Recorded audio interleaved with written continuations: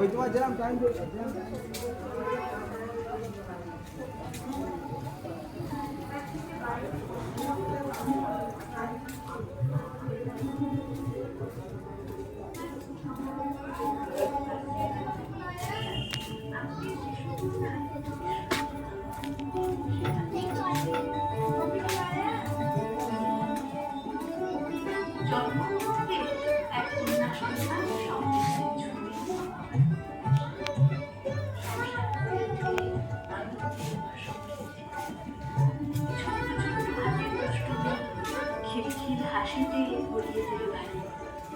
টলমল পায়ে হাঁটতে শেখা, আথো আথো শব্দের বোল সুমধুর কলতান ছড়ায়।